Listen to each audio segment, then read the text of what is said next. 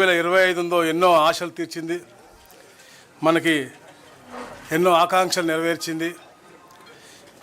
ఎన్నిటికో మనం పునాది వేసుకున్నాం. 2026 మరెన్నో మంచి జరగాలనేసి ఎన్నో కార్యక్రమాల సంకల్పంతో మనం ముందుకు వెళ్తా ఉన్నాం.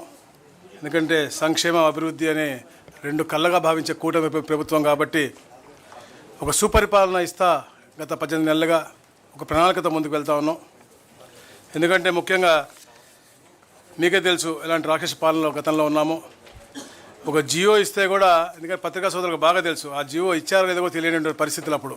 ఈ రోజున ఏదన్నా కూడా ఓపెన్ డొమైన్లో ఉండి ప్రతి ఒక్క క్యాబినెట్ అంశం కూడా వచ్చి పత్రికా సోదరులతో కూడా చర్చించి అన్నీ కూడా చెప్పేది, అంటే దమ్ముగా చెప్పే ప్రభుత్వం మాది. ఈరోజు దాదాపుగా 24 అంశాలతో క్యాబినెట్లో మేము ఎన్నో ఆమోదం పొందడం జరిగింది. రెవెన్యూ డిపార్ట్మెంట్లో 5, ఎంఏయుడిలో 7, అలాగే సోషల్ వెల్ఫేర్, అలాగే ఇన్వెస్ట్మెంట్స్ మీద అంటే ఎన్నో అభివృద్ధి కార్యక్రమాలు చేయాలి కాబట్టి దుగ్గరాజపట్నంలో షిప్ బిల్డింగ్ ప్లాంట్ కానీ, అలాగే ముఖ్యంగా సాంఘిక సంక్షేమ శాఖలో పేదలకి ఏదైతే ఎన్ఎస్ఎఫ్డిసి లోన్స్ ఇస్తారో వాళ్ళందరికీ కూడా ఉపశమనం కల్పించే విధంగా 41 కోట్ల రూపాయలు వడ్డీ రుణమాఫీ చేయడం కానీ, మరి అలాగే సిఆర్డిఏలో central institute of yoga and న్యాచురోపతికి నూతనంగా భూమి ఇవ్వటం కానీ, అలాగే ఆర్ఎస్ఎస్ గొడవలి విశాఖపట్నంలో మంచి ఆసుపత్రి కట్టడానికి కోసం వాళ్ళకి కూడా భూమి ఇవ్వటం జరిగింది. మరి ముఖ్యంగా ఏదైతే పవర్లో కూడా గవర్నమెంట్లో కూడా ఎక్కడ కూడా అంటే నష్టం జరగకూడదు, వాళ్ళు కూడా అంటే ఒక బాధ్యత రావాలి అని చెప్పే లక్ష్యంతో కూడా ఒక కార్యక్రమం చేసి ముందుకెళ్తా ఉన్నారు. డిసిప్లిన్ ఉండాలి కాబట్టి స్మార్ట్ మీటర్స్ కొన్ని ముందుగా గవర్నమెంట్ ఆఫీసుల్లో పెట్టాలని చెప్పే లక్ష్యంతో ఒక ప్రణాళికతో ముందుకు వెళ్తా ఉన్నారు. ఎందుకంటే అందరినీ చైతన్యపరచాలి, ప్రైవేటు కాకుండా గవర్నమెంట్ ఆఫీసులో డిసిప్లిన్ రావాలని చెప్పే లక్ష్యంతో ఒక కార్యక్రమం చేసడానికి విధంగా ముందుకు వెళ్ళారు. అలాగే విద్యుత్ రంగంలో జిఎస్డిపిలో 0.50 వరకు అదనపు రుణాన్ని పొందేందుకు కూడా ఆమోదం పొందడం జరిగింది. ఇట్లా ఎన్నో కార్యక్రమాలు చేసుకుంటూ ముఖ్యంగా అందరూ ఎదురు చూస్తుంటే డిస్ట్రిక్ట్ రీఆర్గనైజేషన్ దాని మీద సుదీర్ఘంగా మనం చర్చించడం జరిగింది. దానికి కూడా అన్ని ఫలితాలు కూడా మేము ముందు చెప్పబోతా ఉన్నాం. దాదాపుగా 17 జిల్లాల్లో మార్పుల కోసం మనం 9 ఇచ్చాము. 9 జిల్లాల్లో మార్పులు లేవు. విజయనగరం, పార్వతీపురం, మన్యం, విశాఖపట్నం, ఏలూరు, కృష్ణా, ఎన్టీఆర్, గుంటూరు, పల్నాడు, అనంతపురం తప్ప మిగతా 17 నియోజకవర్గాల్లో కూడా 17 జిల్లాల్లో కూడా మార్పులు వచ్చాయి. ఏదైతే గజెట్ ఇచ్చిన తర్వాత పబ్లిక్ నుంచి వచ్చిన రెస్పాన్స్ బట్టి మనకి ఎక్కడెక్కడైతే మండలాలు మారాలో, ఎక్కడెక్కడైతే డివిజన్స్ కావాలో అవన్నీ కూడా మనం ఏర్పాటు చేయడం జరిగింది. నూతనంగా రంపచోడవరం అంటే పోలవరం రంపచోడవరం, ఎందుకంటే పోలవరం అనేది ఈ రాష్ట్రానికే ఒక మంచి పేరున్నటువంటి మనకంటే మనం పోలవరాన్ని సోమవారంగా పెట్టుకుని మనం గతంలో కూడా చాలా కార్యక్రమాలు చేసాం. ఇది మనకి ఒక నాడి అని చెప్పి, జీవనాడి అని చెప్పి చెప్పుకున్నాం కాబట్టి ఆ పేరు ఉండాలనే లక్ష్యంతో పోలవరం జిల్లాగా ఒకటి ఏర్పాటు చేసి రంపచోడవరం నియోజకవర్గాన్ని దాన్ని అభివృద్ధి చేయాలని చెప్పేసి, అలాగే ఎక్కడైతే పోలవరం విలేజ్ ఉందో దాన్ని కూడా రాబోయే రోజుల్లో అభివృద్ధి చేసి ఆ ప్రాంతానికి కూడా రెవెన్యూ పరంగా కూడా ఒక డివిజన్ ఇవ్వాలని చెప్పేసి కూడా ముఖ్యమంత్రి గారు కాంక్షించారు. అది రాబోయే రోజుల్లో కూడా చేయాలని చెప్పేసి మేము చేస్తూ ఉన్నాం. దాదాపుగా 25 మార్పులతో మనకి ఈ 17 జిల్లాలు మనం చేసాము. అంటే కొన్ని మండలాల మార్పులు అలా ఉన్నాయి. ముఖ్యంగా అయితే ప్రజలు కాంక్షించారు, గూడూరులో నుండి 3 మండలాల్ని నెల్లూరులో తీసుకురావటం. ఎప్పటి నుంచో గూడూరు ప్రజలు నెల్లూరుకి చాలా దగ్గరగా ఉన్నాం, మేము తప్పకుండా అటు వెళ్ళాలని చెప్పేసి వారు కోరారు. అందుకనే కోట, చిలకూరు మండలం, గూడూరు మండలం మనం నెల్లూరు తీసుకొస్తాను. అలాగే కింద ఉన్నటువంటి 2 మండలాన్ని మనం తిరుపతిలో పెడతా ఉన్నాం. దాని ద్వారా ఏమవుతుందంటే దుగ్గరాజపట్నం పోర్టు కిందకు ఉంటుంది తిరుపతి జిల్లాలో, పైకి కృష్ణపట్నం పోర్టు మొత్తం కూడా అటు. ఎందుకంటే ఇంతకుముందు గత ప్రభుత్వం చేసింది ఎక్కడ కూడా ప్రాపర్గా ఆలోచించకుండా, మంచి పరిపాలనా సౌలభ్యం ఉండే విధం ఉండకుండా ఆ కార్యక్రమాలు చేశాయి. అందుకనే ఇవన్నీ కూడా మనకి ఇబ్బంది ఉంటుంది. అలాగే ఏదో రంపచోడవరం ముందు ముఖ్యంగా చెప్పాను నేను, ట్రైబల్స్ వారి యొక్క అభివృద్ధి అనేది ఎక్కడ కూడా కుంట పడకూడదు, అక్కడ మంచి పరిపాలన లక్ష్యంతోనే ఒకే పార్లమెంట్లో 3 జిల్లాలు అయినప్పటికీ కూడా అది తప్పకుండా ఏర్పాటు చేయాల్సిన అవసరం ఉంది అనే లక్ష్యంతోనే ఈ కార్యక్రమం చేపట్టారు. రంపచోడవరం అలాగే ముంపు ప్రాంతంలో ఉన్నటువంటి ఆ మండలాలు కూడా తప్పకుండా చేయాలి, అభివృద్ధి చేయాలి లక్ష్యంగా రంపచోడవరంని ఒక మంచి జిల్లాగా మనం ఈరోజు చేయడం జరిగింది. అలాగే సామర్లకోట మండలాన్ని మనం పెద్దాపురంకి మార్చడం అంటే కలిపి అటు మండలం మార్చడం. అలాగే ఏదైతే మండపేట ప్రజలు ఎప్పటి నుంచో కాంక్షిస్తూ ఉన్నారు, రాజమండ్రి కూతవేటి దూరంలో ఉంటాం మేము, రాజమండ్రిలో మమ్మల్ని కలపాలి అనేది, అది గతంలో చాలా రిప్రజెంటేటివ్ వచ్చినాయి, అవి కూడా చేయటం జరిగింది. అలాగే ముఖ్యంగా పెనుగొండ ఏదైతే మనకి వెస్ట్ గోదావరిలో ఉన్నటువంటి పెనుగొండ గ్రామాన్ని వాసవి పెనుగొండగా మార్చాలని చెప్పేసి ఎప్పటి నుంచో కాంక్షిస్తూ ఉన్నారు. ఎందుకంటే అక్కడ వాసవి మాత జన్మస్థలం అని చెప్పేసి వారు కోవడం జరిగింది. ఆ పేరు కూడా మార్పిడి కూడా ఈరోజు క్యాబినెట్లో ఆమోదం పొందడం జరిగింది.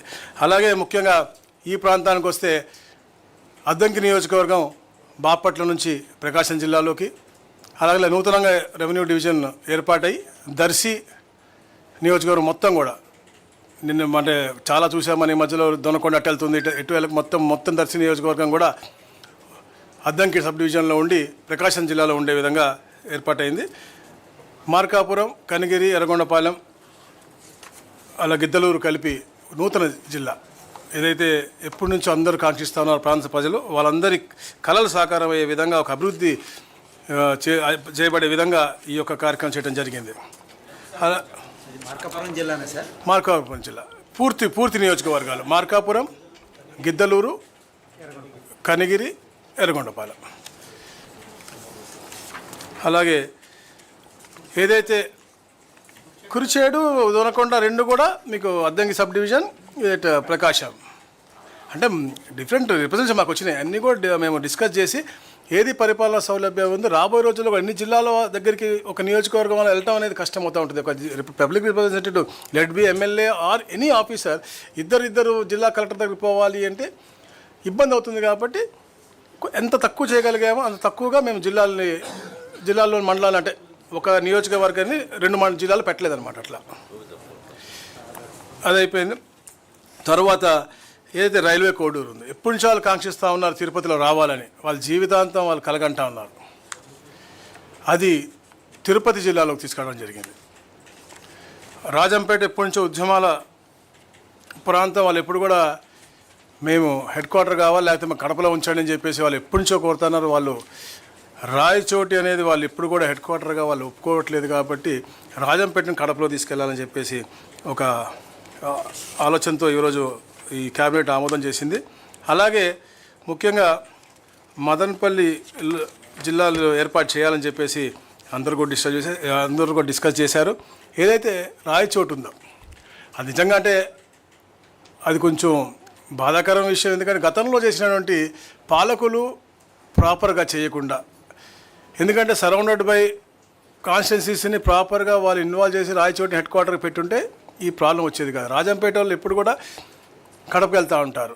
ఈ మన పొంగునూరుని తీసుకెళ్ళి చిత్తూరులో పెట్టి దాన్ని ఇక్కడ కలపకుండా అంటే ఒక అసలు పరిపాలనా సౌలభ్యం లేనటువంటి విధానంగా కేవలం రాయచోటిగా పెట్టేటువంటి పరిస్థితి. కాకపోతే ఇప్పుడు మన రాయచోటిని సింగిల్గా ఒక నియోజకవర్గాన్ని ఒక డిస్ట్రిక్ట్గా ఇవ్వలేము. కాబట్టి అన్నమయ్య జిల్లా అలాగే అన్నమయ్య జిల్లాగా ఉండి హెడ్ క్వార్టర్ని మదనపల్లి మార్చడం జరుగుతూ ఉంది. రాయచోటి కూడా మదనపల్లి జిల్లాలో ఒక భూభాగంగా ఉంటుందని చెప్పేసి కూడా మీకు తెలియజేస్తూ ఉన్నాను. ఈ మరి ముఖ్యమైనటువంటి మార్పులు ముఖ్యంగా బనగానపల్లి ఒక సబ్ డివిజన్ ఏర్పాటు అవుతూ ఉంది. అలాగే అడ్డ రోడ్డు అనకాపల్లి జిల్లాలో ఒక సబ్ డివిజన్ ఏర్పాటు అవుతూ ఉంది. అలాగే రాజంపేట ఏదైతే సిద్ధవటమును మరియు ఒంటిమిట్ట ఉందో వాళ్ళు ఎప్పటి నుంచో కూడా మేము కడపతోనే ఉంటా ఉన్నాను. సో వాళ్ళని కూడా అక్కడే ఉండే విధంగా, అలాగే మడకశిర ఎప్పటి నుంచో కాంక్షిస్తూ ఉన్నారు ప్రజలు, అక్కడ అందరూ కూడా సపరేట్ రెవెన్యూ డివిజన్ కావాలని, ఎందుకంటే అది కొంచెం పక్కకు తోసినట్టు ఉంటుంది కాబట్టి అది కూడా చేసినటువంటి పరిస్థితి.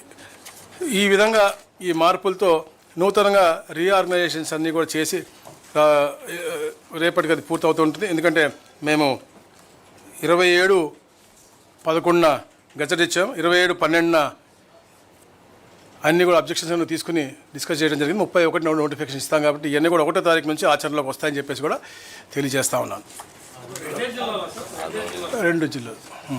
అలాగే చెప్తా ఆదోనిలో కూడా చిన్న మార్పు. ఆదోనిలో ఒక మండలం పెంచి ఆదోని 1, ఆదోని 2 అని చెప్పేసి అక్కడ కూడా ఏర్పాటు చేయడం జరిగింది. రాబోయే రోజుల్లో ఎట్లయినా అవసరం బట్టి ఇంకేమైనా ఉంటే కూడా అక్కడ మార్పు చేస్తామని చెప్పేసి కూడా చెప్పాము మేము. పూర్తయినాక ప్రశ్నలు తీసుకోండి, ఇంకా ఉంది ఫినిష్ చేయాల్సి. Polavaram, Madanapalle, Annamayya as it is ఉంటుంది కాబట్టి 28 అవుతుంది. మార్కప్ అదే ఒకటి తగ్గింది కదా. మదనపల్లి లేదు, అన్నమయ్య జిల్లా పేరు అట్నే ఉంటుంది. అన్నమయ్య రాయచోటి విల్ బి భాగం, head quarter is Madanapalle. It's like Annamayya at Madanapalle. You can write down as Annamayya at Madanapalle.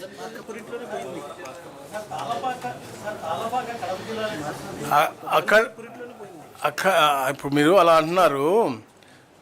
ఏడుకొండల స్వామి దగ్గర ఉన్నటువంటి వ్యక్తి అన్నమయ్య. మీరు ఒక ప్రాంతానికి ఎందుకు పెడతారండి? రాజంపేటలో జన్మించారు అక్కడే అంటే కాదు కదా. బ్రహ్మాండ నాయకుని దగ్గర సేవ చేసినటువంటి వ్యక్తి. అందరూ అలా అనుకుని ఒక పేరు ఇవాళ. ఎన్టీ రామారావు గారు ఎక్కడ జన్మించారండి? నిమ్మకూరులో. ఎక్కడ ఇచ్చారండి? అట్లా మీరు చూసుకుంటే అలాంటివి చాలా ఉన్నాయి. అట్లా ఉండదు. వాళ్ళకు ప్రాముఖ్యత ఉన్నటువంటి వారు ఎక్కడైనా పెట్టుకోవచ్చు. అందుకనే పెట్టారు. పోలవరం ఉన్నటువంటి ప్రాంతం రావట్లేదు, పక్కన ఇస్తుంది. ఎందుకంటే ఎక్కడైతే రీహాబిలిటేషన్స్ జరిగినాయో, ఎక్కడైతే మనుషులు అందరు కూడా ఇక్కడ నుంచి అక్కడికి మార్చబడ్డారో, అక్కడ డెవలప్ చేస్తానో అక్కడ పెట్టాము. మదనపల్లి జిల్లా ఉండదు. Madanapalle head quarters, but it is Annamayya జిల్లా ఎట్ మదనపల్లి.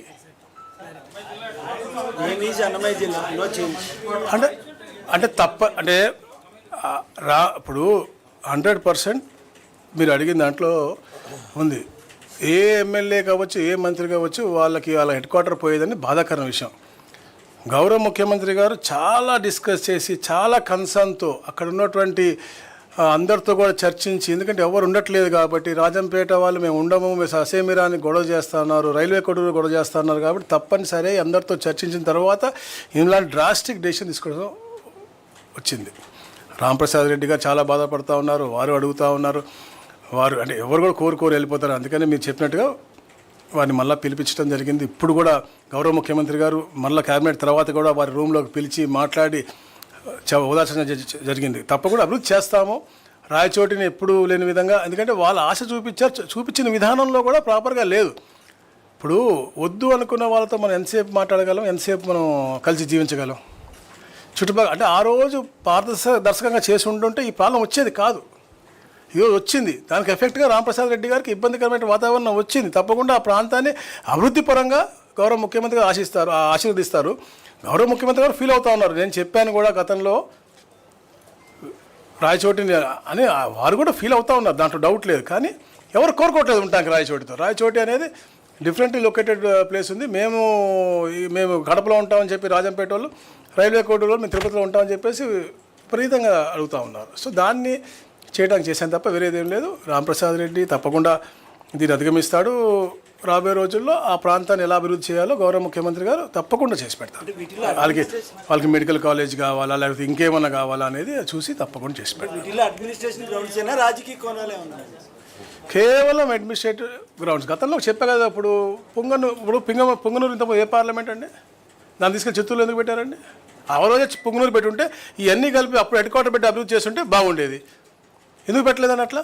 పొంగనూరు ఇక్కడ తీసుకెళ్ళి చిత్తూరులో అది ప్రాపర్ జియోగ్రఫీగా, టోపోగ్రఫీగా కరెక్టా?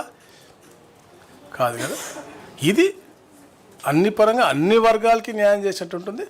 రాయచోటికి కూడా యాక్చువల్గా మంచి జరుగుతుంది కదా. హెడ్ క్వార్టర్ పోయింది అనే బాధ అనేది తప్పకుండా ఉంటుంది ఆయనకి కానీ, రాంప్రసాద్ గారికి కానీ. తప్పకుండా గౌరవ ముఖ్యమంత్రి గారు రాంప్రసాద్ గారికి ఎట్టి పరిస్థితుల్లో అన్యాయం చేయరు. అందుకనే వారిని కూడా పిలిచి మనం మాట్లాడడం జరిగింది.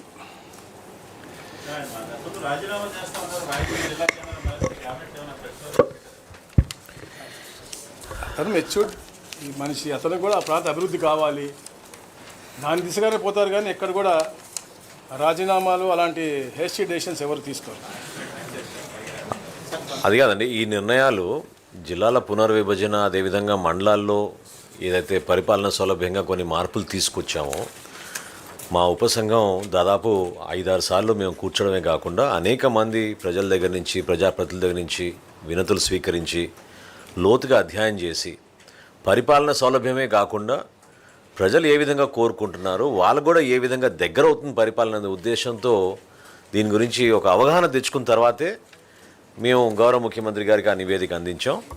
ఇందులో రాజకీయ కోణమో లేకపోతే ప్రత్యేకంగా ఒక నియోజకవర్గానికి ఇబ్బంది అవ్వడం అనేది కొంచెం ఇబ్బంది అయినా గౌరవ ముఖ్యమంత్రి గారు బాధ్యత తీసుకుని సంబంధించిన మంత్రి గారు రాంప్రసాద్ రెడ్డి గారితో కూడా ప్రత్యేకంగా ఆయన సమావేశమై ఆ ప్రాంతానికి మరింత అభివృద్ధి చేసే విధంగా మనం ఖచ్చితంగా ఒక మాట ఇద్దాం, దానికి నిలబడదాం. అయితే పరిపాలన సౌలభ్యంని బేస్ చేసుకుని వితౌట్ ఎనీ పొలిటికల్ ప్రెజుడిస్ చాలా క్లియర్గా, ఆనెస్ట్గా, ట్రాన్స్పరెంట్గా చేసిన ఎక్సర్సైజ్లో భాగంగా ఆ కాన్స్టిట్యున్సీ రాయచోటి నియోజకవర్గంలో జిల్లా హెడ్ క్వార్టర్స్ ఏదైతే ఉందో ఈ రోజున మదనపల్లికి షిఫ్ట్ చేయాల్సిన అవసరం వచ్చింది. కాబట్టి ఇందులో వేరే విధంగా ఆలోచించాల్సిన అవసరం ఎవరికి లేదు. తప్పకుండా ఆ స్థానికంగా ఉన్న ప్రజలందరికీ కూడా మేలు జరిగే విధంగా గౌరవ ముఖ్యమంత్రి గారు స్పందిస్తారని నేను భావిస్తున్నాను.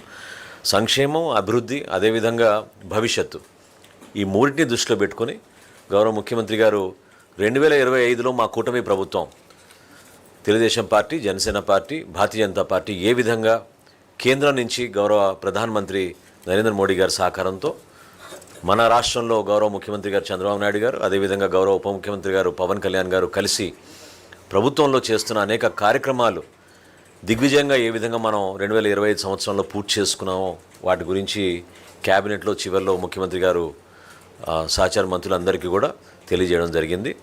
దానికి పూర్తి వివరాలు మేము మీకు అందించబోతున్నాం. కానీ ఇందాక అన్నట్టు అభివృద్ధితో పాటు సంక్షేమం ఎన్నడూ లేని విధంగా 50,000 కోట్ల రూపాయలు ఈరోజు ఎన్టీఆర్ భరోసా పెన్షన్ల ద్వారా రాష్ట్ర ప్రజలకు అందించగలిగాం. 1వ తారీఖే కాదు, 1వ తారీఖు ఒక సెలవు అయితే ఒక రోజు ముందే ఆ కుటుంబాలకి చేర్చే విధంగా ఒక నిర్ణయం తీసుకున్నాం. అదేవిధంగా గ్రామ సచివాలయాలు, వార్డు సచివాలయాలు అయితే గతంలో ఆ ప్రభుత్వం కొంతవరకు సరైన ఒక సిస్టమ్ ఏర్పాటు చేయకుండా చేశారో ఆ మార్పు కూడా తీసుకొచ్చి ఈరోజు క్యాబినెట్లో స్వర్ణ గ్రామం, స్వర్ణ వార్డు అనేది ఈరోజు మా క్యాబినెట్ దీనికి పూర్తిగా మద్దతు పలికింది. రాష్ట్రంలో ఉన్న రహదారులకి ఈరోజు వరకు 1,200 కోట్లు, అదేవిధంగా కొత్తగా 2,500 కోట్ల రూపాయల వరకు మంజూరు చేసి రహదారుల మరమ్మతుల కోసం రాష్ట్ర వ్యాప్తంగా ఒక మంచి పరిపాలన తీసుకొచ్చే విధంగా ముందుకెళ్ళాం. సూపర్ 6 2025లో ఖచ్చితంగా సక్సెస్ చేయగలిగాం. ఎక్కడ కూడా రాజీ పడకుండా అర్హత ఉన్న ప్రతి కుటుంబానికి సంక్షేమం చేరే విధంగా గౌరవ ముఖ్యమంత్రి గారు ఒక పట్టుదలతోటి ఆర్థిక ఇబ్బందులు ఉన్నా కూడా మేము వీటిని అధిగమించాం. అదేవిధంగా డిప్యూటీ చీఫ్ మినిస్టర్ గారు పవన్ కళ్యాణ్ గారు మొట్టమొదటిసారి ప్రతి గ్రామంలో కూడా గ్రామ సభలు జరిగే విధంగా ఒకే రోజున పల్లె పండుగ అనే కార్యక్రమం తీసుకొచ్చి మరొకసారి చైతన్యాన్ని నింపారు. ప్రజాస్వామ్యం నిలబెట్టే విధంగా పంచాయతీరాజ్ వ్యవస్థని మరింత బలోపేతం చేసుకుంటూ ముందుకెళ్ళిన పరిస్థితులు మనం చూసుకుంటూ వచ్చాం. ఇన్ఫ్రాస్ట్రక్చర్లోనూ, ఇన్వెస్ట్మెంట్లోనూ ఎక్కడ కూడా తగ్గకుండా మన రాష్ట్రంలో రావాల్సిన పెట్టుబడులు, ప్రత్యేకంగా విశాఖపట్నంలో మనకి గూగుల్ లాంటి సంస్థ వచ్చి డేటా సెంటర్ ఏర్పాటు చేయడం, ప్రపంచంలోనే అతి భారీ పెట్టుబడిగా ఈరోజు మనకు ప్రత్యేకత గుర్తింపు రావడం వలన నిజంగా మనందరం కూడా గర్వపడాల్సిన సందర్భం ఇది. అదేవిధంగా రాబోయే రోజుల్లో ప్రతి పౌరుడికి మరింత మెరుగైన సేవలు అందించే విధంగా ఈ వాట్సాప్ సర్వీసెస్ కానివ్వండి, టెక్నాలజీని కానివ్వండి, డేటా లేక్ ద్వారా ఖచ్చితంగా మనం ఇంకా ఇన్ఫర్మేషన్ టెక్నాలజీని ఉపయోగించాలని గౌరవ ముఖ్యమంత్రి గారు ఈరోజు చాలా స్పష్టంగా మా అందరికీ కూడా చెప్పడం జరిగింది. ఐటీ సర్వీసెస్ ఇంకా ఎనేబుల్ చేసి మరింత ఉపాధి కల్పించే విధంగా ఏ విధంగా మెగా డిఎస్సి చేశామో, ఏ విధంగా పోలీస్ కానిస్టేబుల్స్ని రిక్రూట్మెంట్ జరిగిందో వాటిపైన కూడా దృష్టి సారించి తప్పకుండా ఆంధ్రప్రదేశ్లో ఒక మంచి పరిపాలన, రూల్ ఆఫ్ లా ఎస్టాబ్లిష్ చేసే విధంగా లా అండ్ ఆర్డర్ నంబర్ 1 ప్రయారిటీగా మేము తీసుకుని, ఎస్పెషలీ గంజాయి పైన మేము చేసిన యుద్ధం, అదేవిధంగా ఒక చైతన్యం తీసుకురావడానికి మేము చేసిన మార్పులు, వీటన్నిటిని కూడా బేస్ చేసుకుని రాష్ట్ర వ్యాప్తంగా 3 ప్రాంతాలుగా మనం విభజించుకుని, ఒక పక్క విశాఖపట్నం నుంచి పశ్చిమ గోదావరి వరకు మనం ఒక క్లస్టర్గా తీసుకుని ఇండస్ట్రియల్ డెవలప్మెంట్ రావాలి, ఈ 3 సెక్టర్స్లో కూడా రావాలనే ఉద్దేశంతో గౌరవ ముఖ్యమంత్రి గారు ఈరోజు వివరించారు. రాయలసీమ ప్రాంతాల్లో ఏ విధంగా అభివృద్ధి తీసుకురాగలుగుతున్నాం, కేంద్రం నుంచి మాకు అందిన సహాయం, ప్రత్యేకంగా భారతీయ జనతా పార్టీలో ఉన్న నాయకత్వం ఏ విధంగా కొత్త రోడ్ల నిర్మాణం కూడా ప్రతిపాదించిందో, భారతదేశంలో ఎక్కడ లేని విధంగా మన రాష్ట్రానికి ఎక్కువగా ఆ రోడ్ కనెక్టివిటీ ద్వారా బెనిఫిట్ అయ్యేటట్టు మనం ముందుకెళ్తున్నాం అనేది గౌరవ ముఖ్యమంత్రి గారు వివరించారు. రాయలసీమలో ప్రత్యేకంగా తిరుపతిని ఒక ఇండస్ట్రియల్ హబ్గా చేసే విధంగా, నెల్లూరులో మనకున్న పోర్ట్స్ని మనం ఉపయోగించుకుని కొత్తగా ఏర్పాటు చేయబోయే పోర్ట్స్ కానివ్వండి, ఎయిర్పోర్ట్స్ కానివ్వండి, వీటన్నిటిని కూడా 2026 సంవత్సరంలో పూర్తి చేసుకుంటే మన రాష్ట్రానికి ఖచ్చితంగా స్వర్ణాంధ్రప్రదేశ్ దిశగా మనం ముందుకెళ్తామని ఈ సందర్భంగా గౌరవ ముఖ్యమంత్రి గారు మన రాష్ట్ర ప్రజలకి, అదేవిధంగా క్యాబినెట్లో ఉన్న మంత్రులందరికీ కూడా ప్రత్యేకంగా నూతన సంవత్సర శుభాకాంక్షలు తెలపడమే కాకుండా ఒక పట్టుదలతోటి ఒక అంకిత భావంతో కలిసి పనిచేద్దాం, రాష్ట్రానికి మరింత మెరుగైన పాలన అందిద్దాం అనే సందర్భం ఈరోజు ప్రత్యేకంగా చెప్పడం మా అందరి బాధ్యత. కాబట్టి కూటమి తరఫున రాష్ట్ర ప్రజలకి కొత్తగా రాబోయే సంవత్సరంలో మరింత స్పీడ్ ఆఫ్ డూయింగ్ బిజినెస్ని మేము ఏ విధంగా తీసుకొచ్చామో స్పీడ్ ఆఫ్ డెలివరింగ్ గవర్నెన్స్ కూడా ఆ విధంగానే తీసుకొచ్చి ఒక అద్భుతమైన మార్పు మన రాష్ట్రంలో తీసుకొచ్చే విధంగా మేము ముందుకెళ్తామని ఈ సందర్భంగా మీ అందరికి కూడా తెలుపుకుంటాం. సార్ ఒక్క నిమిషం. పత్రికా మిత్రులందరికీ నమస్కారం. మిత్రులారా, గత 18 నెలలుగా ఈ రాష్ట్రంలో సంక్షేమం, అభివృద్ధికి పెద్దపీట వేస్తూ కూటమి నాయకత్వం, ముఖ్యమంత్రి చంద్రబాబు నాయుడు గారి నాయకత్వంలో, ఉప ముఖ్యమంత్రి పవన్ కళ్యాణ్ గారి నాయకత్వంలో రాష్ట్రాన్ని ప్రగతి పదంలో ముందుకు తీసుకెళ్లే ప్రయత్నం చేస్తుంది. ప్రధానంగా ఈ 2025 సంవత్సరం ఒక ప్రత్యేకంగా ఇవాళ గౌరవ ముఖ్యమంత్రి గారు ప్రస్తావించారు. అనేక ప్రతికూల పరిస్థితుల్లో విధ్వంసకరుల పాలన జరిగిన తర్వాత అధికారంలోకి వచ్చి వాటిని అన్నింటినీ సరిచేస్తూ ఇవాళ సంపద సృష్టించడం కానీ, లేదా సంక్షేమాన్ని ప్రజల వద్దకు చేర్చడం కానీ, లేదా అభివృద్ధి కార్యక్రమాలు చేపట్టడంలో కానీ రాష్ట్రం సాధించిన ప్రగతి గురించి ఇవాళ క్యాబినెట్లో ప్రస్తావన ముఖ్యంగా ముఖ్యమంత్రి గారు ప్రధానంగా ప్రస్తావించడం జరిగింది. అయితే సహచర మంత్రులు చెప్పినట్టుగా ఆర్థిక వనరులు లేమి ఉన్నప్పటికీ కూడా ఇచ్చిన మాట ప్రకారం ప్రతి ఒక్క పథకాన్ని దేశంలో ఏ రాష్ట్రంలో లేని విధంగా సమర్థవంతంగా అమలు చేయడమే, ఎటువంటి దాంట్లో రాజకీయ కోణాలు లేకుండా ప్రజల వద్దకు సంక్షేమాన్ని చేరుస్తున్నారు. ఆ పథకాల గురించి సూపర్ 6 కావచ్చు, తల్లికి వందనం కావచ్చు, అన్నదాత సుఖీభావ కావచ్చు, లేదా దీపం పథకం కావచ్చు, లేదా మత్స్యకార భరోసా కావచ్చు, లేదా నేతన్న సేవ కావచ్చు, అనేక రకాల కార్యక్రమాలని ఇవాళ ప్రజల వద్దకు చేరుస్తున్నాం. స్త్రీశక్తి, ఒక మహిళలకి ఆర్థిక స్వాతంత్రాన్ని, సాధికారణ కల్పించే దిశ కూడా ప్రయత్నాలు జరుగుతున్నాయి. ఇదే సమయంలో అభివృద్ధిని కూడా ఇవాళ పరుగులు పెట్టిస్తున్న వైనం కూడా మనం చూస్తున్నాం. గతంలో గ్రామీణ ప్రాంతాల్లో చూస్తే 15వ ఆర్థిక సంఘం నిధుల్ని కానీ, ఎన్ఆర్జీఎస్ నిధులు కానీ దారి మళ్ళించేవాళ్ళు. ఇవాళ చూస్తే గ్రామంలో మౌలిక సదుపాయాల కల్పన జరుగుతోంది. వ్యవసాయ కూలీలకు పని దినాలు ఇవాళ గౌరవ ఉప ముఖ్యమంత్రి గారి నాయకత్వంలో అందుతున్నాయి. గ్రామాలు కూడా ఆర్థిక ప్రగతి సాగిస్తున్నాయి. రైతాంగానికి అందిస్తున్న పథకాల గురించి మీకు తెలిసిన విషయమే. ఇవన్నీ కాకుండా ప్రధానంగా ఇవాళ గౌరవ ముఖ్యమంత్రి గారు ప్రస్తావించింది ఏంటంటే, ఈ రాష్ట్రానికి కేంద్రం నుంచి అందుతున్న సహకారం గురించి వారు ప్రధానంగా ప్రస్తావించారు. అమరావతిలో ఒక అద్భుత రాజధాని నిర్మాణం గురించి కానీ, లేదా పోలవరం గురించి కానీ, లేదా రైల్వే జోను, అదేవిధంగా బల్క్ డ్రగ్ పార్కు, ప్రధానంగా ఈ గ్రీన్ హైడ్రోజన్ కారణంగా గతంలో విశాఖపట్నంకి వచ్చినప్పుడు ఒకటే రోజు 2,10,000 కోట్ల వివిధ అభివృద్ధి కార్యక్రమాలకి, రాజధాని ప్రాంతంలో 56,000 కోట్ల వివిధ అభివృద్ధి కార్యక్రమాలకి, ఇటీవల రాయలసీమ ప్రాంతానికి వచ్చినప్పుడు 13,500 కోట్లు వివిధ అభివృద్ధి కార్యక్రమాలకి, ఇంత పెద్ద ఎత్తున దాదాపు 3 లక్షల కోట్ల పెట్టుబడుల్ని ఇవాళ మౌలిక సదుపాయాల కల్పన, తద్వారా సంపదను సృష్టించాలని తీసుకొచ్చిన కారణంగా ఇవాళ మన ఉత్పత్తి కూడా, గ్రోత్ రేట్ కూడా 11% దాటింది. కానీ లక్ష్యం 15%గా పెట్టుకున్నాం, లక్ష్యం దిశగా సాగుతున్నాం.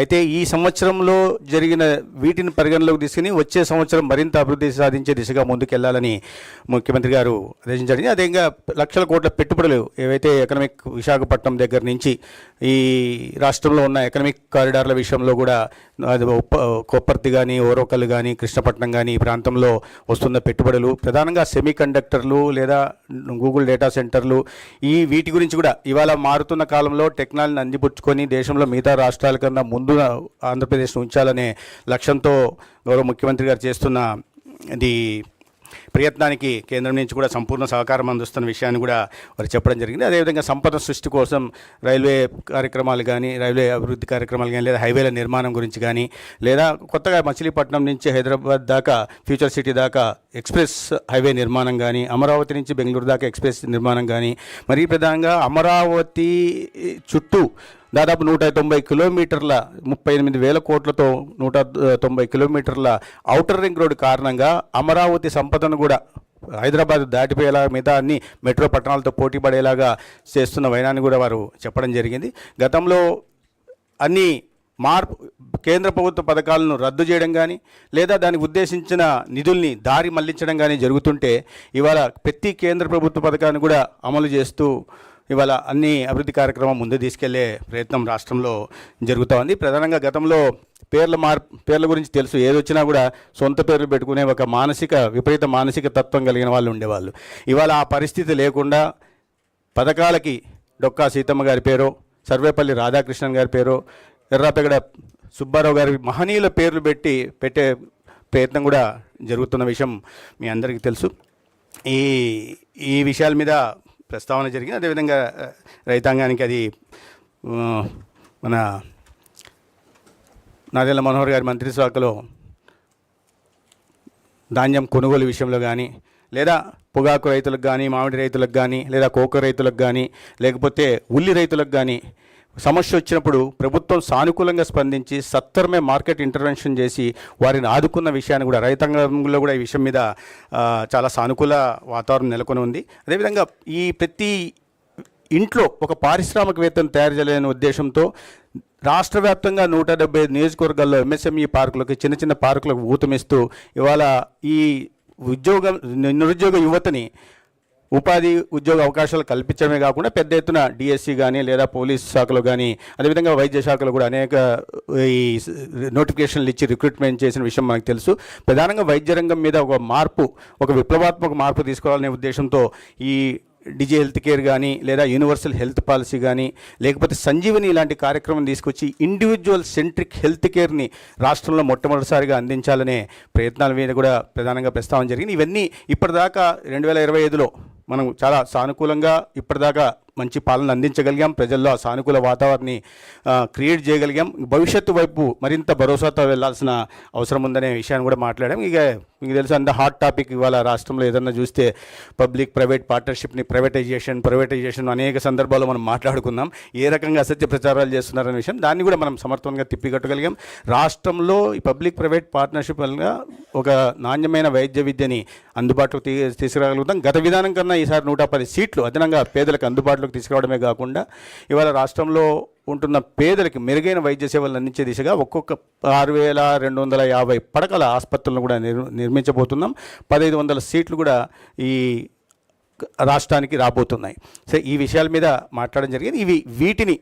వీటి నుంచి గతంలో ఏదైనా జరిగిన వాటిని ఎక్కడెక్కడ అడ్డంకులు ఉన్నాయో వాటిని గుర్తించి వాటిని సరి చేసుకుంటూ మళ్ళీ భవిష్యత్తు దిశగా సాగిపోవాలా. 26 మరింత ఆశాజనకంగా ఉండేలాగా అందరూ కష్టించి పనిచేయాలని ఈ ప్రయత్నం చేసిన ప్రతి ఒక్కరిని, గౌరవ ఉప ముఖ్యమంత్రి గారితో సహా ప్రతి ఒక్కరిని రాష్ట్ర ముఖ్యమంత్రి గారు అభినందన తెలియజేయడమే కాకుండా ఈ యజ్ఞంలో వాళ్ళ ఉద్యోగ ధర్మాన్ని నిర్వహిస్తున్న ఉద్యోగస్తులను కూడా వారు అభినందించారు. తర్వాత ఈ రీఆర్గనైజేషన్ విషయంలో గతంలో కేవలం రాజకీయ కారణాల వల్ల జరిగిన విషయం మీకు తెలుసు. ఉదాహరణకు చెప్పాలంటే 45 కిలోమీటర్ల దూరంలో ఉంటుంది కందుకూరు ఒంగోలుకి. దాన్ని తీసుకెళ్లి 111 కిలోమీటర్ల దూరం ఉంటుంది నెల్లూరుని కలిపారు. 35 కిలోమీటర్ల దూరంలో ఉంటుంది నెల్లూరుకు గూడూరు. దాన్ని తీసుకెళ్లి 90 కిలోమీటర్ల దూరంలో ఉంటున్న తిరుపతిలోకి కలిపారు. పుంగనూరు మదనపల్లికి 20 కిలోమీటర్ల దూరంలో ఉంటుంది. దాన్ని తీసుకెళ్లి 75 కిలోమీటర్ల దూరంలో ఉంటున్న చిత్తూరులో కలిపారు. కాబట్టి ఇటువంటి వాటినన్నీ సరిచేస్తూ అదే సమయంలో ఎక్కడ కూడా రాజకీయ కోణంలో ఆలోచించకుండా కేవలం పరిపాలనా సౌలభ్యాన్ని మాత్రమే దృష్టి పెట్టుకుని అదే సమయంలో ఆ ప్రాంత ప్రజల మనోభావాలు, ఆకాంక్షలకు అనుగుణంగానే జరిగిన చిన్న ఇది చేయడం జరిగింది. చాలా పెద్ద ఎత్తున వినతులు వచ్చాయి మంత్రిత్వ వర్గానికి. కానీ ఈ రాబోయే రోజుల్లో డీలిమిటేషన్ జరగబోతోంది కాబట్టి అసెంబ్లీకి కానీ పార్లమెంటుకి కానీ అటువంటివి ఉన్నప్పుడు ఆ సమయంలో ఆలోచించవచ్చని ఇవాళ కేవలం మరీ పెద్ద ఎత్తున ఎన్నికల ప్రచార సమయంలో వచ్చిన ఇవే ప్రజల నుంచి వచ్చినవి ఏవి ఉన్నాయో వాటి మీద మాత్రమే దృష్టి పెట్టి పనిచేయడం జరిగింది.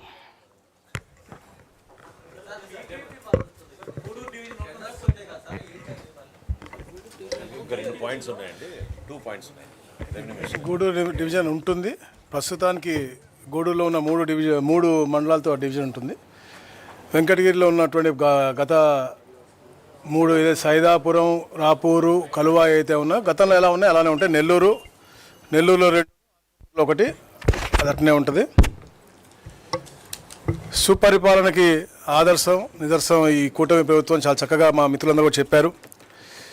పెద్దలు మనోహర్ గారు, సత్యకుమార్ యాదవ్ గారు ఈ 2025 డిసెంబర్ 31 దాకా మనం ఏ లక్ష్యంతో పనిచేసాం, రాబోయే రోజుల్లో ఎలాంటి లక్ష్యాలను ఛేదించుకుంటూ ముందుకు వెళ్ళాలో కూడా చాలా చక్కగా చెప్పారు. మీరు చూసారు గత 18 నెలల్లో సూపర్ 6 పథకాలని చెప్పి అన్నీ కూడా ఈ 18 నెలల్లో సూపర్ 18 పథకాలు మేము చూపించాం. స్త్రీశక్తి అవ్వచ్చు, తల్లికి వందనం అవ్వచ్చు, అన్నదా సుఖీభ అవ్వచ్చు, దీపం 2 అవ్వచ్చు, ఇవన్నీతో పాటు మత్స్యకార భరోసా పెట్టాం, నేతల సేవలో పెట్టాం, ఆటో డ్రైవర్ల సేవలో పెట్టాం. అదే కాకుండా ఏదైతే మేము గతంలో ఇమాం మౌజంలకి గౌరవవేతం ఇస్తానో అది కాకుండా పాస్టర్లకు ఇచ్చాం, పురోహితులకు ఇచ్చాం, జూనియర్ లాయర్లకు కూడా ఇచ్చాం. ఇదే కాకుండా పేదలకి మెరుగైన జీవన పరిమాణం ఇవ్వాలని చెప్పేసి ఎన్నో కార్యక్రమాలు చేసుకుంటూ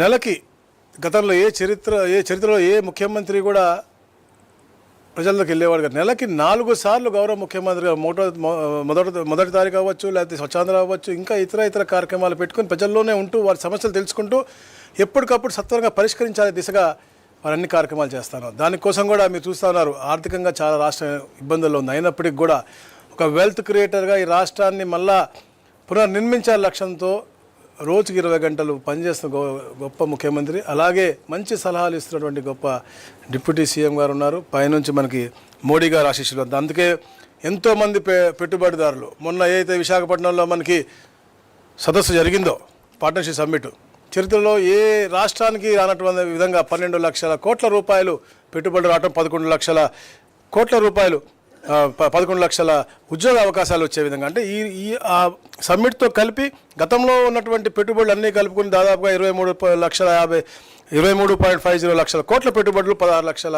ఉద్యోగ అవకాశాలు మనకి వచ్చాయి. అంటే అది కేవలం ఒక నమ్మకంతో ఈ కూటమి ప్రభుత్వం కొంతకాలం ఉండబోతూ ఉంది, పటిష్టంగా ఉండబోతూ ఉంది. రాష్ట్రానికి తప్పకుండా పునర్నిర్మించాలి అంటే ఈ కూటమి ప్రభుత్వం గట్టిగా ఉండాలనే లక్ష్యంతో ఈ పెట్టుబడిదారులు కూడా వచ్చి మనకి అంత బ్రహ్మాండంగా మనకి ఒక పాజిటివ్ వైబ్ ఇచ్చారు. దాన్ని కూడా భయపెట్టాలనో లేకపోతే ఇంకో దోవ తీసుకెళ్ళాలని చెప్పేసి రాష్ట్రం మీద ఉన్న కోపాన్ని వాళ్ళు అక్కసు పలుకుతూ వాళ్ళు ఈ మధ్య ప్రెస్ మీట్ పెడతా ఉన్నారు. నేను ఒకటే అడుగుతా ఉన్నాను, ఎనీ సెక్టార్ తీసుకురండి, మీరు రండి మాట్లాడండి, ఏ సెక్టార్లో మీరేం చేశారు మేమేం చేశామో మేము చెప్పగలం. పవర్ సెక్టార్లో కూడా మీరు చూసుకుంటే ఏదైతే యావరేజ్ ప్రొక్యూర్మెంట్ కాస్ట్ ఉందో దానిలో 39 పైసలు తగ్గించిన ఘనత ఈ కూటమి ప్రభుత్వాన్ని. ఇంతకుముందు ఎప్పుడు కూడా ట్రూ అప్ ఛార్జెస్ ఉండేవి, ఈ రోజున మనం గట్టిగా ట్రూ డౌన్ ఛార్జ్ చేసినటువంటి పరిస్థితి. అలాగే వాటర్ ఛార్జింగ్ కూడా చేసినటువంటి పరిస్థితి. గతంలో ఎప్పుడు కూడా ఇలాంటి టైంలో ఈ రోజు తరుణంలో 6 మీటర్ల వాటర్ ఉండేది కాదు. అంటే వాటర్ని కూడా రీఛార్జ్ చేసి, అంటే అన్ని రంగాల్లోనూ కూడా ప్రజలకు మంచి జరిగే విధంగా చేసినటువంటి ఏకైక ప్రభుత్వం ఏదన్నా ప్రపంచంలో ఉందంటే అది కేవలం ఆంధ్రప్రదేశ్లో ఉన్నటువంటి కూటమి ప్రభుత్వం. దమ్ముగా చెప్పగలం. ఏదైనా చిన్న చేసేటప్పుడు చిన్న ఇబ్బందులు కొందరికి వస్తూ ఉంటాయి తప్ప దాన్ని పెద్ద రాజకీయం చేయకండి, అంతే తప్ప వేరేది ఏమీ లేదని చెప్పి తెలియజేస్తాం. ఇప్పుడు నేను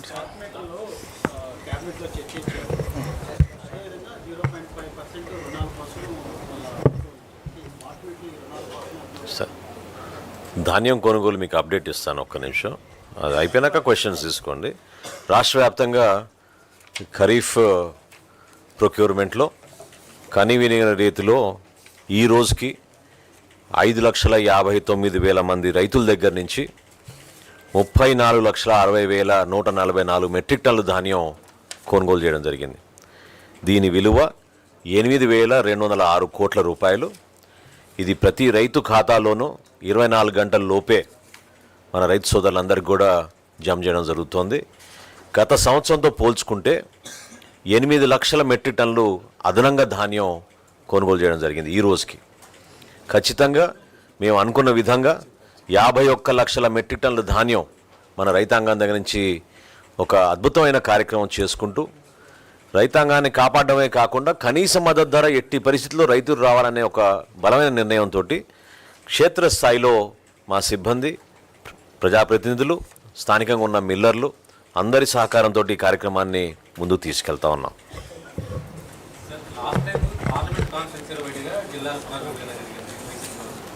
ఎక్కడ పార్లమెంట్ నియోజకవర్గ ఆధారంగా ఏర్పడే జిల్లాలు ఎన్ని ఉన్నా చెప్పండి అట్లా.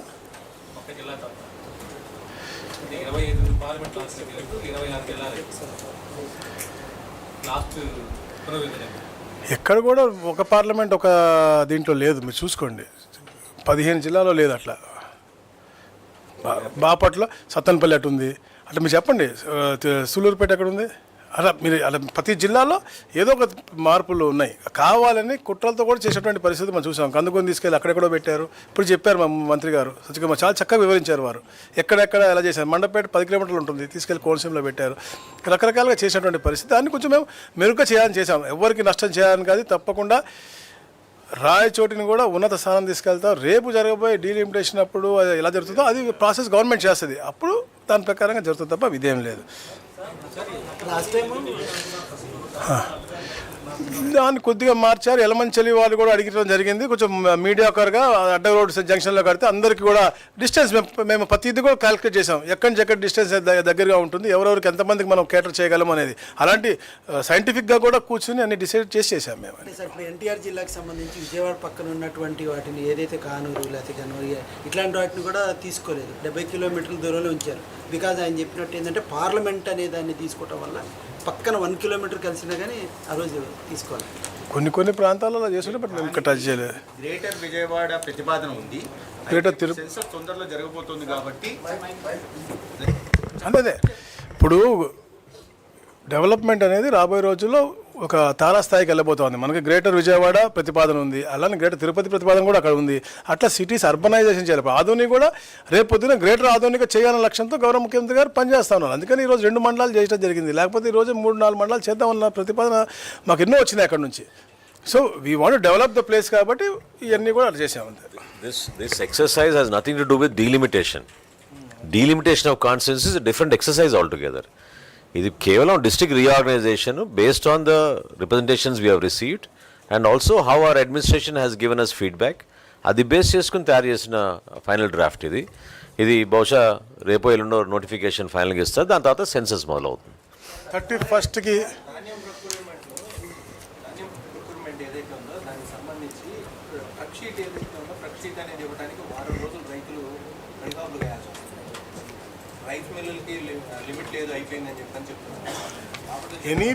ఎనీ పర్టికులర్ ఇష్యూ బాపట్ల జిల్లా వస్తూ ఉంటే వెంటనే వారి దృష్టికి తీసుకెళ్తున్నారు. వెంటనే స్పందించి దాన్ని రిజాల్వ్ చేస్తూ ఉన్నారు. ఏదైనా పర్టికులర్ ఇష్యూ ఉంటే చెప్పండి కదా, తప్పకుండా అది రిజాల్వ్ చేసే బాధ్యత మంత్రి గారిది. ఇంత పాజిటివ్గా చేసే మంత్రి గారు మనకి అదే చరిత్రలో ఎప్పుడు ఇంత ఫాస్ట్గా జరగలేదు. ప్రొక్యూర్మెంట్ పేమెంటు అది ఇప్పుడు జరుగుతూ ఉంది. డెఫినెట్గా ఒక పాజిటివ్ వాతావరణం తప్ప ఎక్కడ కూడా. స్మార్ట్ మీటర్ నేను చెప్పాను ఇందాకలే మీకు. గవర్నమెంట్ ఆఫీసర్స్ డిసిప్లిన్ ఉండాలి. ఎవరికి ఇప్పుడు నువ్వు వెళ్తున్నావు 4 ఏసీలు కూడా వదిలేసి వెళ్ళిపోయే పరిస్థితి ఉంది. బిల్లు లేదు కదా, ఫ్రీయే కదా అని. అలాంటి డిసిప్లిన్ రావాలని చెప్పే సిస్టంతో గౌరవ ముఖ్యమంత్రి గారు చాలా క్లియర్గా గవర్నమెంట్ ఆఫీసుల వరకే ముందు మనం ఇవన్నీ కూడా ఒక వాతావరణం రావాలా, వీళ్ళ గురించి మెసేజ్ పోవాలనే లక్ష్యంతో డిసిప్లిన్ తేవడం కోసం ఏర్పాటైంది. పేరు పెట్టాలని పవన్ కళ్యాణ్ గారు మనం చెప్పారు. అదేమన్నా డిస్కషన్ అది ఇవాళ రాలేదు. ఇప్పుడు కొన్ని అనుమానాలు ఎస్పెషలీ ఈ పోలవరం విషయంలో గౌరవ మంత్రి గారు కూడా మీ దృష్టికి తీసుకొచ్చారు. క్యాబినెట్లో కూడా చర్చ జరిగింది. ఇప్పుడు పోలవరం అనే జిల్లా ఏర్పాటు చేయాలని ఎందుకు అనుకున్నాను, నిర్వాసితులకి న్యాయం జరగాలి. ఎవరైతే ఈ ప్రాజెక్ట్ వాళ్ళను ఆ ప్రాంతాల్లో వదిలేసుకుని వాళ్ళు ఈ ప్రాంతాల్లోకి వస్తున్నారో సీతాపట్నం ఇటువంటి ఏరియాస్లో వాళ్ళకి అటాచ్మెంట్ ఉండాలి. ఆ ఎమోషనల్ కాంటెక్స్లో గౌరవ ముఖ్యమంత్రి గారు ఆ నిర్ణయం తీసుకుని దానికి కట్టుబడి ఉన్నాం. సో పోలవరం జిల్లా అనేది పోలవరం లేదు కానీ అయినా కానీ మీరు పెట్టారనేది ఆ వాదానికి అసలు ఎక్కడ కూడా మేము ఒప్పుకునే ప్రసక్తి లేదు. It is only to keep that emotional attachment, దానికోసం తీసుకున్నాం.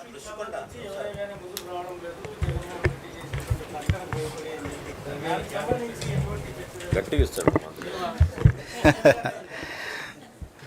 జగన్మోహన్ ఈ తాటాకి చెప్పులకు ఎవరు బెదిరే పరిస్థితి ఉండదు. అటువంటి ఎవరు బెదర్లు కూడా తెలుసు. ఏ చట్టం కింద ఏ సెక్షన్ కింద జగన్మోహన్ రెడ్డి గారు చేయగలరు.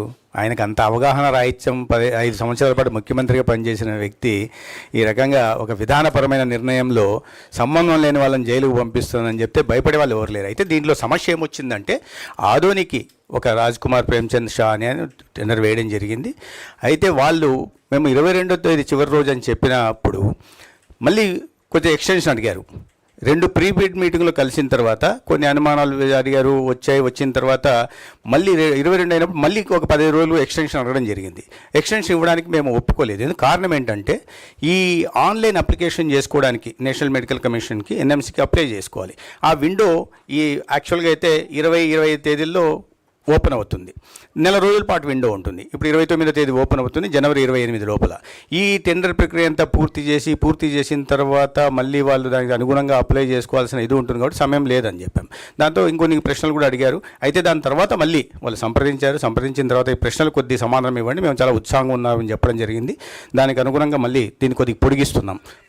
ఇప్పుడైతే ఈ అగ్రిమెంటు ఆదోనికి సంబంధించి అగ్రిమెంట్ జరుగుతుంది, మిగతా వాటిని కాస్త పొడిగిస్తున్నాం. అయితే సమయం చాలా తక్కువ ఉంటుంది ఆన్లైన్ అప్లికేషన్. ఎట్టి పరిస్థితుల్లో ఈ సంవత్సరమే పొందులు పెట్టాలనే ఒక కృతనిశ్చయంతో ఉన్నాం కాబట్టి వాళ్ళు అడిగిన సమయం పొడిగింపు చేయలేకపోయాం. అది పరిశీలనలో ఉంది ఇప్పుడు.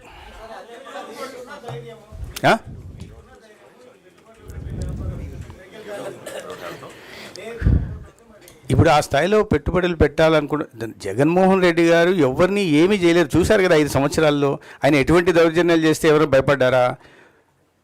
కాబట్టి పెట్టుబడిదారుల్లో ఖచ్చితంగా ఉంది. ఇప్పుడు అట్లంటే ప్రతి చోట అతను భయపెట్టే ప్రయత్నం చేస్తున్నారు. ఎవరైనా గతంలో వచ్చినప్పుడు ఈ మనం చూసాం, రివర్స్ టెండర్ అన్నాడు, ఇబ్బంది పెట్టాడు, కానీ ఎవరు వెనకాడట్లేదు కదా. మరి ఇంత పెద్ద ఎత్తున రాష్ట్రంలో పెట్టుబడులు ఉన్నాయి. ఎందుకంటే ఇవాళ కూటమి ప్రభుత్వం మీద పెట్టుబడిదారుల్లో చాలా విశ్వాసం ఉంది. ప్రధానంగా గౌరవ ప్రధానమంత్రి గారు ఈ పెట్టుబడులను ఏ రకంగా ప్రోత్సాహం అందిస్తున్నారు, రాష్ట్రంలో దార్శనికత కలిగిన నాయకుడు చంద్రబాబు నాయుడు గారు, పవన్ కళ్యాణ్ గారు ఏ రకంగా రాష్ట్రాన్ని ముందుకు తీసుకెళ్లాలని ప్రయత్నం చేస్తున్నారు కాబట్టి ఇంత పెద్ద ఎత్తున పెట్టుబడులు వస్తున్నాయి. మేము చెప్పాము ఇప్పుడు 23.5 లక్షల కోట్ల పెట్టుబడులు అగ్రిమెంట్లు అయ్యాయి, ఎంఓయూలు అయ్యాయి అంటే అవన్నీ విశ్వాసం లేకపోతే వస్తారా? విశ్వాసం ఇబ్బంది లేదు. అయితే ఈ విషయంలో కాస్త బెదిరింపులు అది పాల్పడము ప్రజల్లో ఏదన్నా జగన్మోహన్ రెడ్డి గారి కారణంగా అనుకోవచ్చు, కానీ పెట్టుబడిదారుల్లో అటువంటి భయం ఏం లేదు. మాట్లాడుతున్నాం ఇవాళ మధ్యలో 3 రోజులు సెలవులు రావడం, ఇవాళ కూడా మాట్లాడుతున్నాం. వాళ్ళ దీన్ని తీసుకొని ఎంతవరకు ఇవ్వచ్చు, మళ్ళీ రీటెండర్ ఎప్పటిదాకా వెళ్ళొచ్చు అనే విషయాన్ని ఈరోజు చూస్తున్నాం.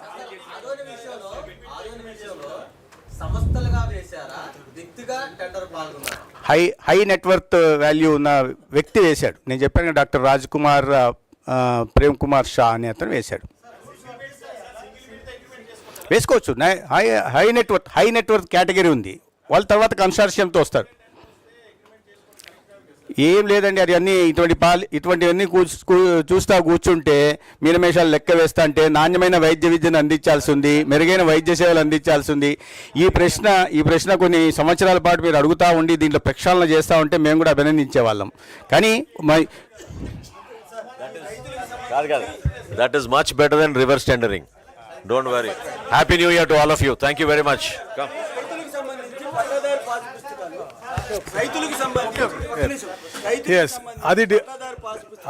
అది గత పాలనకి మా పాలనకి తేడా. తప్పకుండా రాజముద్రతో ఉన్నటువంటి పాస్బుక్ 2వ తారీఖు 9వ తారీఖు కల్లా మేము ఇవ్వబోతా ఉన్నాం.